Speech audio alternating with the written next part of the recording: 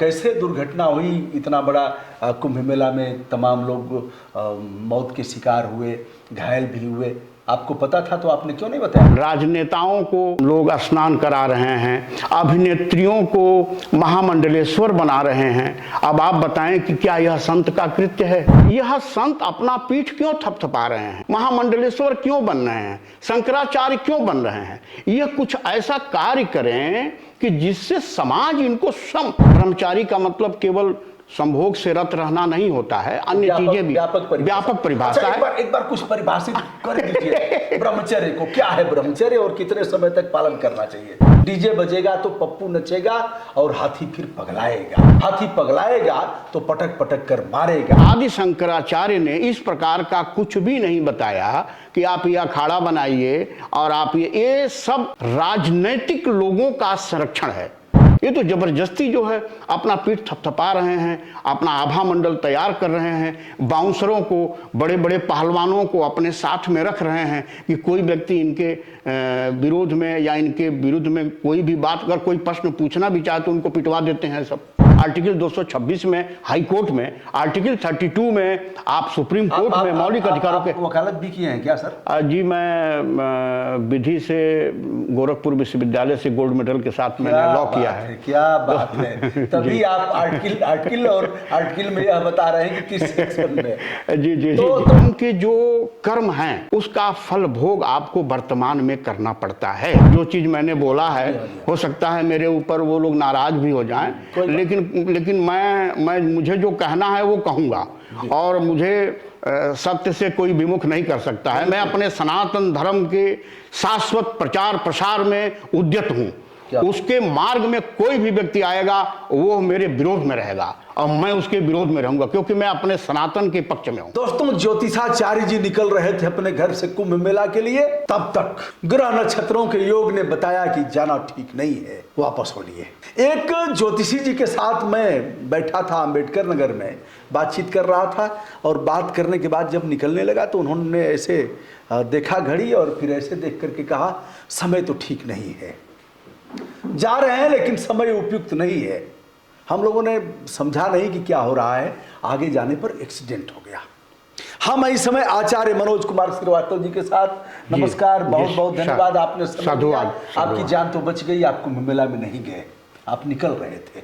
ग्रह नक्षत्रों का योग देखा, कुछ संयोग देखा और फिर कहा कि यह समय शुभ नहीं है, आप वापस हो गए। लोग इस बात को नहीं मानेंगे, लोग कहेंगे साहब इसके पहले क्यों नहीं बताए, बता दिए होते तो इतनी बड़ी दुर्घटना नहीं होती। आप बड़े ज्योतिषाचार्य हैं, आप फेस रीडिंग भी करते हैं, हस्तरेखा के भी मर्मज्ञ हैं, वास्तुशास्त्री हैं और शरीर का लक्षण देख करके भी आप बता देते हैं। आप बताएं यह कैसे दुर्घटना हुई, इतना बड़ा कुंभ मेला में तमाम लोग मौत के शिकार हुए, घायल भी हुए, आपको पता था तो आपने क्यों नहीं बताया लोगों को? सनातन पे पूरा हिंदू समाज को अटूट विश्वास है जी, और सनातन धर्म वेदों से चलता है जी। वेद को सरल भाषा में परिभाषित करने के लिए 6 वेदांग हैं जी, छंद, निरुक्त, कल्प, व्याकरण, ज्योतिष जी, जिसमें ज्योतिष नेत्र है वेद का। जी, जैसे भौतिक नेत्र आपका है जी, उससे भौतिक अब हम लोग जैसे नेत्र मिला के ही बात करें। जी, ठीक है। तो जैसे और आप फेस रीडिंग कर लेते हैं आंखों जी, को देख करके ही ना जी, तो आज हमारी आपकी फेस रीडिंग जी, हो रही है। तो भौतिक नेत्र से आप भौतिक जगत की चीजों को देखते हैं। जी, उसी तरह से ज्योतिष जो है, जो वेदों का नेत्र है, वह उन चीजों को देखता है जो हमारे भौतिक नेत्र नहीं देख पाते हैं। जी, और वह इंस्टीट्यूशन के माध्यम से, इंस्टीट्यूशंस के माध्यम से जो एक पूर्वानुभूति होती है, इसके माध्यम से जो इस शास्त्र का जानकार है उसे संकेत देता है।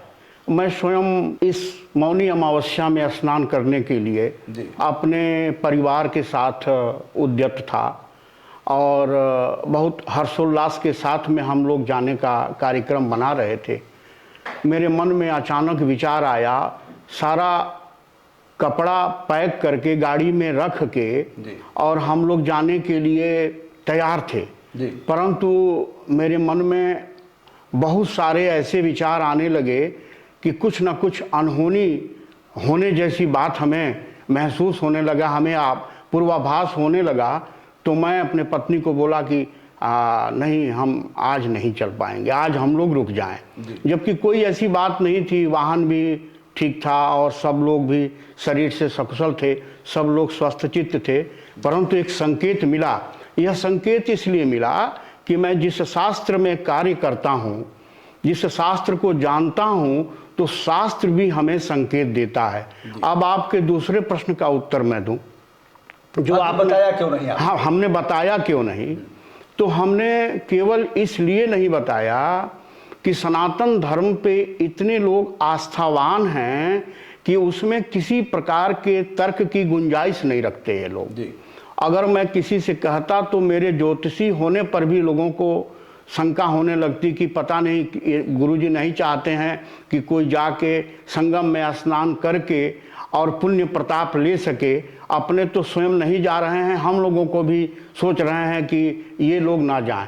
इस वजह से मैं बड़ा अफसोस में हूँ और बहुत दुखी हूँ मन से कि जो मृतात्माएं हैं, जिनका शरीर छूटा है, और उनके लिए मेरे मन में बड़ा संताप है और मुझे बड़ा पश्चाताप है कि काश मैं कह पाता। खैर, वो लोगों से मेरा परिचय नहीं था, शायद मैं उन्हें नहीं कह पाता, लेकिन फेसबुक के माध्यम से एक लाइव संदेश तो मैं दे ही सकता था। लेकिन आचार्य जी, इस मामले में यदि आप ऐसा करते तो आपके ऊपर अपराध भी दर्ज हो जाता कि भड़का रहे हैं? हाँ, हो सकता है, सरकार ऐसा कर सकती थी, क्योंकि अगर ये घटना अगर संयोग से अगर नहीं होती तो मेरे ऊपर इस प्रकार का दोषारोप पर लगाया जा सकता था। मुझे खुद भी ग्रहों के माध्यम से तो ये बात पता थी नहीं कि कल क्या होगा, परंतु मुझे एक पूर्वाभास हुआ, और पूर्वाभास उसी को होता है जो इस शास्त्र में कार्य करते हैं, जो लोगों का कल्याण करते हैं। ज्योतिष का कार्य ही है लोगों को अंधकार से प्रकाश में ले जाना, उन चीजों के विषय में बतलाना जो होने वाली हैं, जो आप नहीं जानते। आपका भौतिक नेत्र नहीं देख सकता, ज्योतिष वह भी देखता है जो आपके शरीर के पिछले शरीर में आप क्या करने वाले थे, क्या किए हैं, शुभ अशुभ जो भी कार्य किए हैं, वो भवितव्य के रूप में वर्तमान समय में घटित होता है, वो भी बताता है। तो ये एक जानकार व्यक्ति ही इस विषय को जानता है। एक सवाल यह भी उठता है जी कि इतने बड़े बड़े संत महात्मा और चारों शंकराचार्य, उसके बाद होता है आचार्य महामंडलेश्वर, तमाम मंडलेश्वर और महामंडलेश्वर, पूरे विश्व से लोग इकट्ठा हुए थे जी, खगोल शास्त्री से लेकर के, ज्योतिषी से लेकर के, और ऐसे मर्मज्ञ अघोरी से लेकर के। अब क्या उन लोगों को इस बात का एहसास नहीं था, या फिर सब लोग अपनी दुकान चलाते हैं? ये एहसास था अगर, और उनकी बात लोग मानते भी, वो अगर लिखित रूप में प्रशासन को यह कहते कि यह शुभ मुहूर्त नहीं है, ऐसा हो सकता है, उनका एक मेल जाता, उनका एक व्हाट्सएप पर अगर डीजीपी को भेजते, मुख्यमंत्री को भेजते, तो बात समझ में आती। तो इसका मतलब सारे लोग अंधकार में हैं और किसी को कुछ पता नहीं है, सब अपनी दुकान चलाए जा रहे हैं, सनातन की व्याख्या किए जा रहे हैं, जिसको आने वाले समय में क्या होने वाला है और होने की कोई आशंका नहीं है। इस विषय पर मैं कुछ बात रखना चाहूँगा जी। हमारा शास्त्र कहता है, सनातन शास्त्र कहता है, शास्त्र का मतलब मैं वेद से ही बात करूँगा जी, और उसके 6 वेदांग की बात करूंगा, उपनिषदों की बात करूंगा, मीमांसाओं की बात करूंगा, पुराणों की बात करूंगा। अभी हम वेदांग पर आते हैं और उपनिषद पर आते हैं। तो वह यह बताता है कि जो व्यक्ति संन्यास धारण कर ले, उस व्यक्ति का किसी राजनीतिक व्यक्ति से, किसी समाज में उद्योग जगत से व्यक्ति से, या फिल्म जगत, माने समाज में किसी भी क्षेत्र में कार्य करने वाले व्यक्ति को न तो वह आशीर्वाद दे सकता है, न उसे बद्दुआ दे सकता है, माने उसके विरोध में कोई बात श्राप दे सकता है, न उससे मिल सकता है। न उसे अपने व्यासपीठ से उठकर जाने की आवश्यकता है। अब आप पत्रकार हैं, आप स्वयं देखें कि इस सनातन तथ्य को, सनातन नियमों का पालन उस महाकुंभ में उपस्थित जितने भी संत महात्मा जो अपने को कहते हैं या लोग उन्हें समझते हैं, कितने लोगों ने इसका पालन किया है? तो जो अपने धर्म के नियमों का पालन नहीं कर पा रहा है, वह अनहोनी की बात को तो सोच भी नहीं सकता, क्योंकि वह तो व्यक्तिनिष्ठ हो गया है। वह भौतिकता से, अपने सम्मान से ओतप्रोत हो चला है। उसे अपने सम्मान की भूख सता रही है। वो अपने सम्मान को बढ़ाने के लिए, झूठे सम्मान को, संत का सम्मान आत्म कल्याण है। जो ब्रह्म को जाने, जो ब्रह्म में लीन हो, वह संत है। उसे किसी व्यक्ति की भौतिकता से, किसी व्यक्ति की उन्नति से, किसी व्यक्ति के विषाद से, किसी व्यक्ति की करुणा से कोई मतलब नहीं होता। उसका आत्म कल्याण से मतलब होता है। लोगों को मोक्ष की तरफ प्रेरित करने से उसका कार्य होता है। वह भगवत भक्ति में लीन रहता है। उसे समाज से मतलब नहीं। इसीलिए अपना सपिंड करा के, अपना दाह संस्कार पहले से ही करके लोग संत और सन्यासी बनते हैं। अब आप स्वयं मूल्यांकन कर लें कि कितने लोग संत हैं। राजनेताओं को लोग स्नान करा रहे हैं, अभिनेत्रियों को महामंडलेश्वर बना रहे हैं। अब आप बताएं कि क्या यह संत का कृत्य है? एक साधारण गरीब मनुष्य से मिलने में उनको बहुत कठिनाई हो रही है, परंतु जो प्रभावशाली हैं, समाज में जिनका उच्च स्थान जो प्राप्त कर चुके हैं, उनसे मिलने में यह संत स्वयं उद्वेलित हैं, यह संत स्वयं उत्साहित हैं। ये किस प्रकार के संत? उत्साहित तो एक समझ में आता है जी, लेकिन यह इस प्रकार पलक पावड़े बिछाकर अपने आप को समर्पित कर रहे हैं उन लोगों के सामने, जैसा कि आपने ठीक कहा। ऐसे में सिने जगत की तमाम तारिकाएं हैं, तमाम अभिनेता हैं, पूंजीपति हैं, और देखा जाए तो जो पॉलिटिशियन हैं उनके सामने। अच्छा, एक चीज, जो महामंडलेश्वर हैं, मंडलेश्वर हैं, आचार्य महामंडलेश्वर हैं, इसके ऊपर शंकराचार्य जी होते हैं। इनका काम क्या है? जैसे अपने आराध्य को स्नान कराते हैं, जैसे मूर्ति पूजा है, उनको स्नान कराएंगे, उनको कपड़े पहनाएंगे, उनको दूध से स्नान कराएंगे, उसको शहद मधु से स्नान कराएंगे, फिर पुष्प अर्पित करेंगे। यह सब होता है ना जी। तो इसके बाद उनको, मतलब ठाकुर जी, गोपाल जी, शालिग्राम इत्यादि को लोग रखते हैं। इनको स्नान कराने के बनिस्पत यदि गृह मंत्री को स्नान कराने लगे, पानी डाल डाल करके स्नान कराने लगे, तो सनातन को कहाँ तक हम उसकी परिपूर्णता को देख पाएंगे? कैसा लगेगा? जा करके और छपक छपक करके स्नान करा रहे हैं, उनके सर पर पानी डाल रहे हैं। एक चीज़ आचार्य जी समझ में आता है, मैंने देखा भी है, बहुत ज़्यादा हमारा हवन और उसका नहीं है, 2-4 बार हवन वन कर दिया हूँ, होम जैसे होता है। किसी दिन लोग कहते हैं कि अरे भैया, ब्राह्मण का लड़का अगर केवल घी गिरा देगा तो भी मान लिया जाएगा। तो मैंने कर दिया है, 16-12 आना मिल भी जाता था। आम का पल्लो लेके ओम अपवित्र अपवित्रो सर्वस्थान गतो अपिवा यह स्मरेत पुंडरीकाक्ष सह बाह्य आभ्यंतर शुचि, बाहर और भीतर शुद्ध। अगर पल्लो लेकर के शुद्ध करें तो बात समझ में आता है कि ठीक है, वह एक क्रिया है, सनातन की एक विधा है और वेदों में इसका उल्लेख है। लेकिन ये तो पानी डाल करके नहवा रहे हैं, क्या इसका भी दुष्प्रभाव पड़ेगा? और ऐसी घटनाओं के मूल में क्या यह चीजें भी हैं? ऐसी घटनाओं के मूल में भी यह चीजें हैं। थोड़ा भी इस पर मैं संत परंपरा पर आता हूँ। संत परंपरा में शैव, वैष्णव और शाक्त परंपरा है। शैव वह अनुयायी हैं जो भगवान शंकर को मानते हैं, शिव को मानते हैं। वैष्णव वह हैं जो भगवान विष्णु को मानते हैं। शाक्त वह हैं जो 10 महाविद्या और शक्ति के उपासक हैं। मतलब आपको स्वतंत्रता है सनातन में कि आप किसी परंपरा के अनुयायी हो सकते हैं। बहुत बढ़िया। और इन तीनों परंपराओं में किसी का भी आप पालन कर सकते हैं, इसमें कोई रोक नहीं है, क्योंकि तीनों ही एक दूसरे के पूरक हैं। इसमें किसी का भी आप पालन करें चलेगा। अब आप जो यज्ञ करते हैं, जो वेदों की बात मैं बार बार आपसे कह रहा हूं और वेदांगों की बात बार बार आपसे कह रहा हूं, तो वेदों में जो यज्ञ करने का विधान बताया गया है वह प्रकृति के संतुलन के लिए बताया गया है। त्रिविधा ताप, सतगुण, रजगुण, तमगुण। सतगुण के विकास के लिए, सतगुण क्या है? सतगुण वह है जो व्यक्ति केवल कल्याण भाव अपने अंदर धारण करे। सत्य गुण, अगर जी, सत्य गुण, जिसके अंदर काम, क्रोध, मद लिप्सा आसक्ति ना हो, किसी चीज के प्रति आसक्ति। यही ऋषि मुनि के अंदर सद्गुण होता था। अग्रिम पंक्ति के लोग। जी, तो वो यज्ञ करते थे। यज्ञ में जो आहुति हम देते हैं वो देवताओं को देते हैं, और पंच तत्व से हमारा शरीर निर्मित होता है, जिसमें वायु, आकाश, अग्नि, प्रकाश, जल, मतलब क्षितिजल पावक। जी जी जी जी, उसको आपने सरल शब्दों में कह दिया, कबीरदास जी के भाषा में कह दिया। तो यह कार्य वो करके आहुति के माध्यम से इन सभी देवताओं को भोजन प्रदान करते थे जी, यज्ञ से। तो जब ये भोजन प्रदान करते थे तो वरुण देव बरसात करते थे। क्या बात है। वायु, सुखद वायु आपको प्रदान करती थी।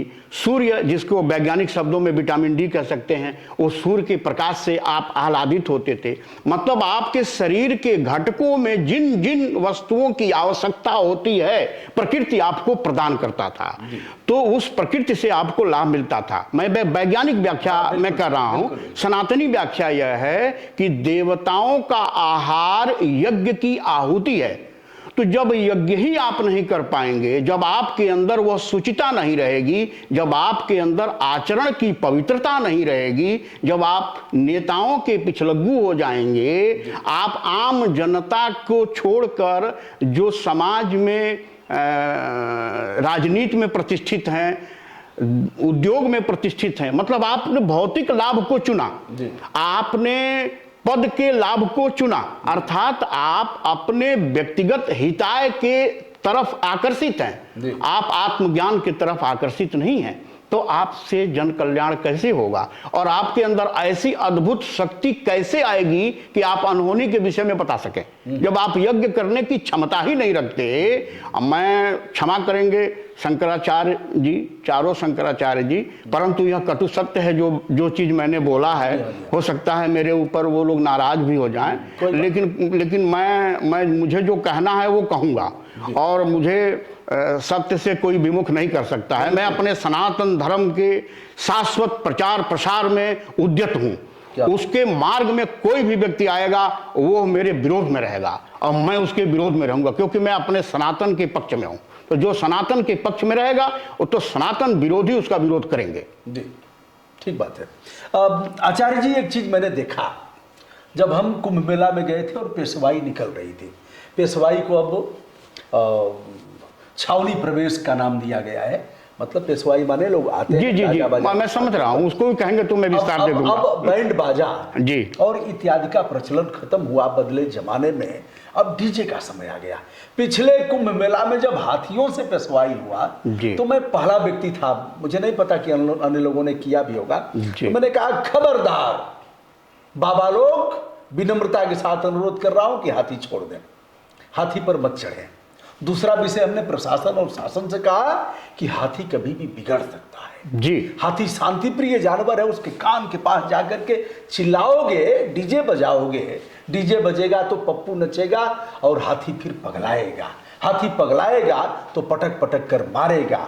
हाथी जब पगलाएगा तो भगदड़ मचेगी। हाथी जब पगलाएगा तो लोगों के बहुमूल्य जीवन का सत्यानाश होगा। हाथी तभी पगलाएगा जब पागल जैसे आप आचरण करेंगे। हाथी तभी पगलाएगा जब सनातन के विरोध में आप अपना प्रकटीकरण करेंगे।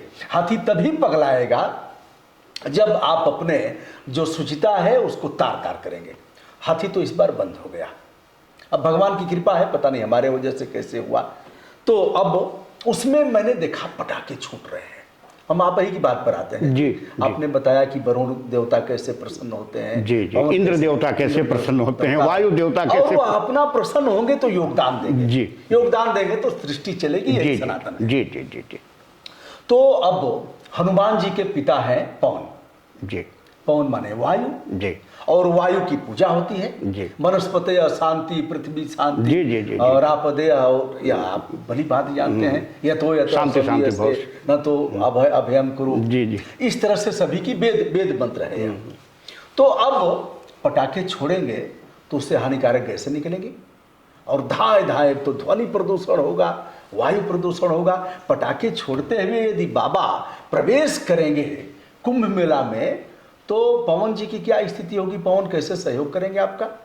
और धरती माँ कैसे सहयोग करेंगी, फिर जल प्रदूषण आप करेंगे, गंगा मैया को अगर प्रदूषित करेंगे तो कैसे होगा, नाले बहाएंगे तो कैसे होगा, फिर कितनी गंगा मैया, ऐसे तो क्या इसका भी असर हुआ होगा क्या?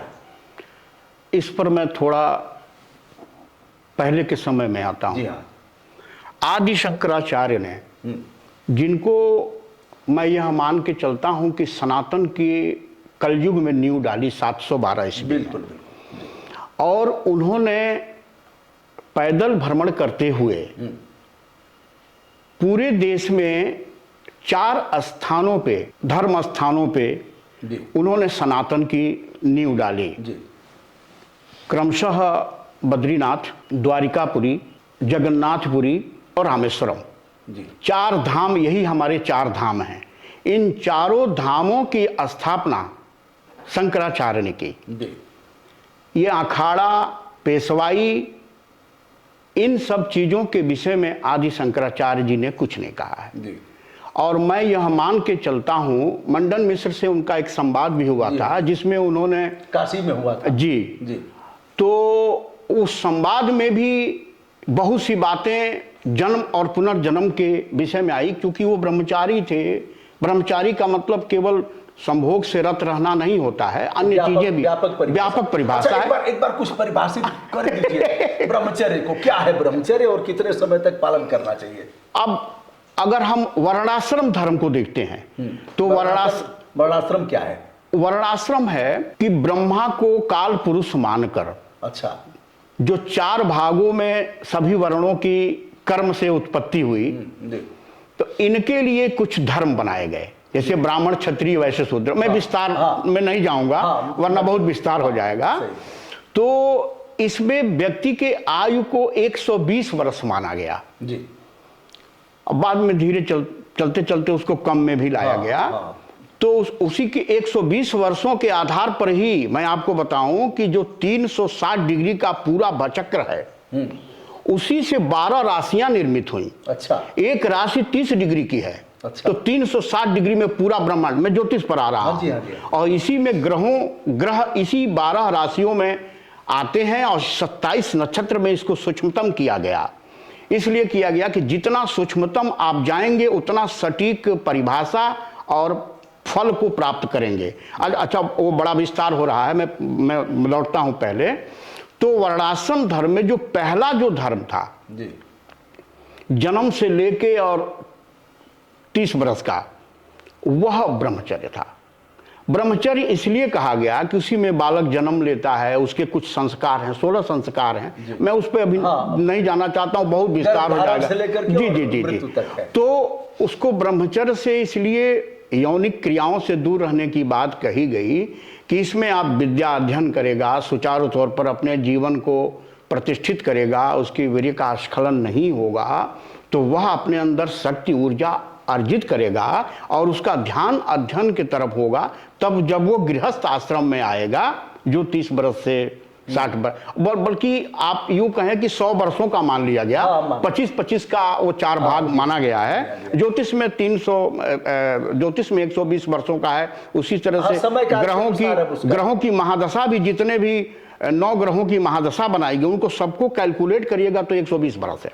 इस वजह से मैं वहां चला गया।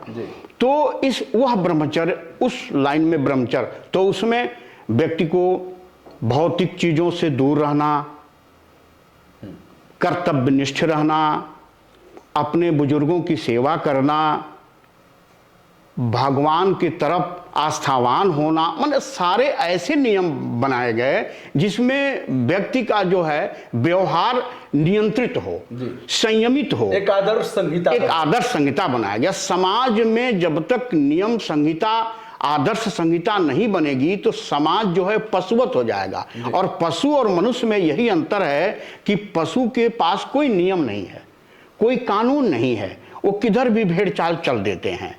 तो मनुष्य जो है वो नियमबद्ध है, वो जानता है कि किस कार्य से समाज को लाभ हो सकता है, परिवार को लाभ हो सकता है, समाज को हानि हो सकती है, परिवार को हानि हो सकती है। तो फिर हम लोग थोड़ा विषयांतर हो रहे थे।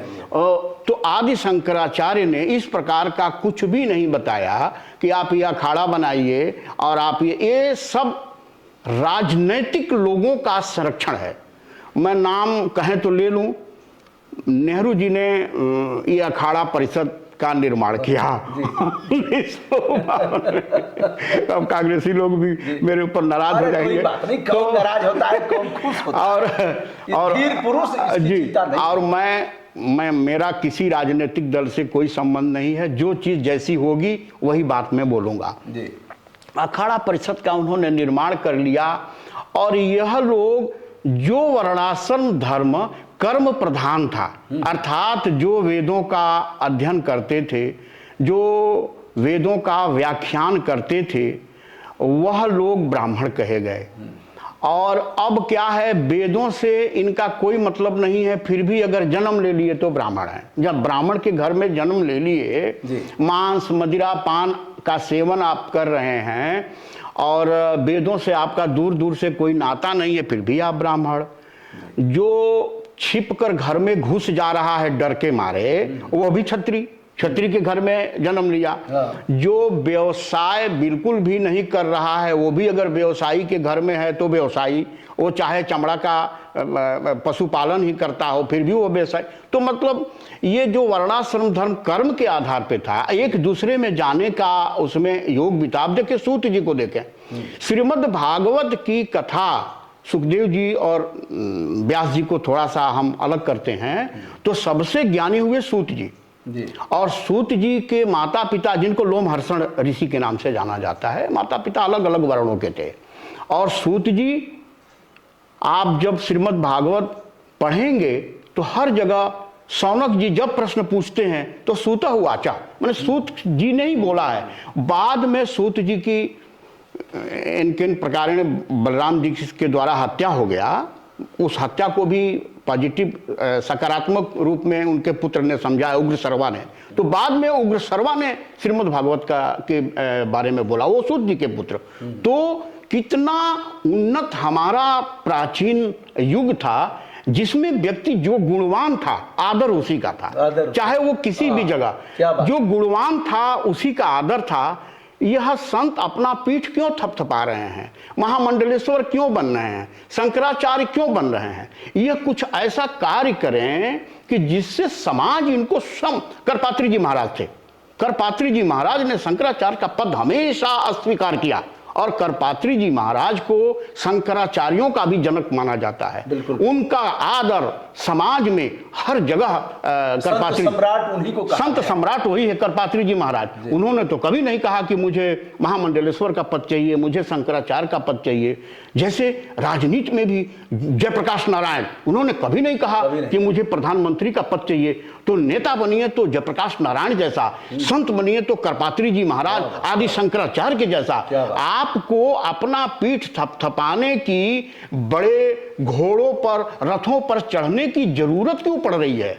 आपको स्वयं लोग घोड़े पर चढ़ाएंगे। आपके अंदर वह व्यक्तित्व पैदा हो, आपके अंदर वह ओजस्विता हो, आपके अंदर वह जन कल्याण की भावना हो, आपके अंदर यज्ञ कराने की कुशलता हो, योग्यता हो, स्वयं लोग आपके पीछे चलेंगे और स्वयं आपका जो यश कीर्ति है स्वयं फैलेगा। ये तो जबरदस्ती जो है अपना पीठ थपथपा रहे हैं, अपना आभा मंडल तैयार कर रहे हैं, बाउंसरों को, बड़े बड़े पहलवानों को अपने साथ में रख रहे हैं कि कोई व्यक्ति इनके विरोध में या इनके विरुद्ध में कोई भी बात, अगर कोई प्रश्न पूछना भी चाहे तो उनको पिटवा देते हैं। सब जो चाहे वो महामंडलेश्वर बन जाए, आवेदन करिए और अखाड़े के लोगों के साथ शुभ लाभ हो, ऐसा कहते हैं लोग। क्योंकि ऐसे लोग महामंडलेश्वर बने हैं जिनका आभा मंडल यदि देखा जाए तो उसकी पूर्ति वो नहीं करते हैं जी। दूर दूर तक सनातन से उनका कोई रिश्ता नहीं है, लेकिन महामंडलेश्वर और तमाम पदों पर सुशोभित हैं।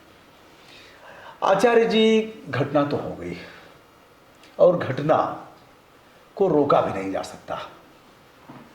वशिष्ठ जी ने बिलख कहो मुनिनाथ, हानि लाभ जीवन मरण, यश अपयश विधियात, सुनो भरत भाभी प्रबल।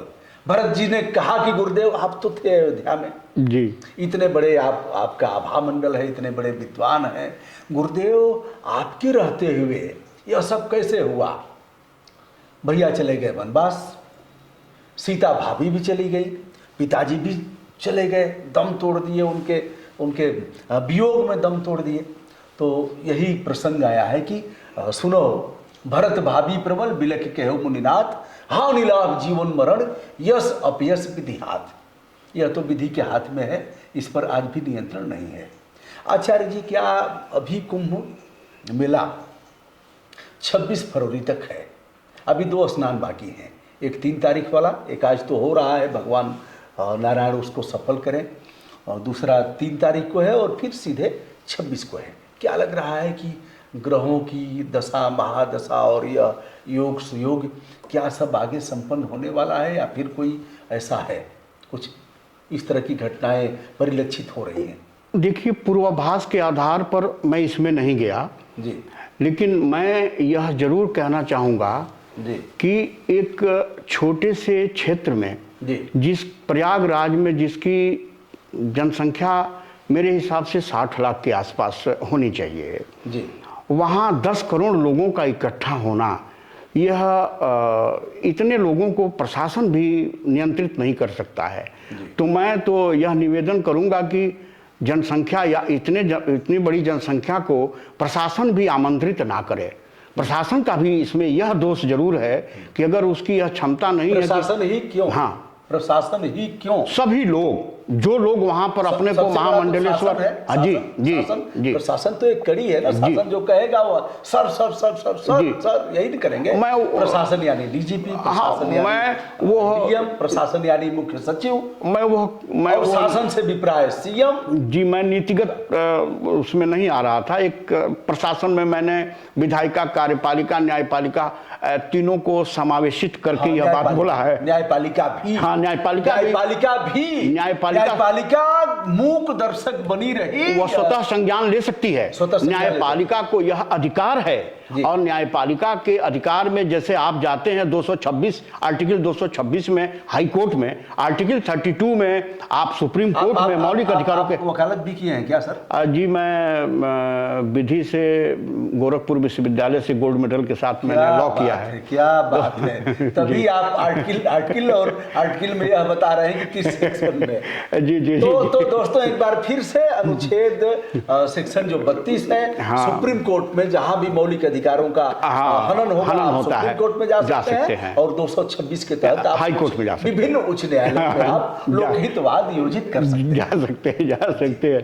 जी जी, क्योंकि वह ज्योतिष में आने के बाद उन सब विषयों पर कोई बात रह नहीं गई है, तो मैं इसी में, देखिए अभी एक बात आपने कहा प्रभु श्री राम के वन गमन की बात, तो वही बात मैं कह रहा हूं कि ग्रहों के अधीन अगर कोई अवतार भी लिया है, अगर कोई अवतार भी लिया है प्रभु का, तो ग्रहों के अधीन उसे भी रहना पड़ेगा। प्रभु चाहते तो उन सब चीजों का खंडन कर सकते थे, परंतु उन्होंने सामान्य जन को यह बताया कि जो 9 ग्रह हैं वह जिस प्रकार प्रभाव डालते हैं व्यक्ति के ऊपर, उस प्रभाव में व्यक्ति को आना पड़ता है। चाहे मैं इतना प्रतापी परमात्मा का अवतार हूं, तभी भी मुझे आना पड़ा।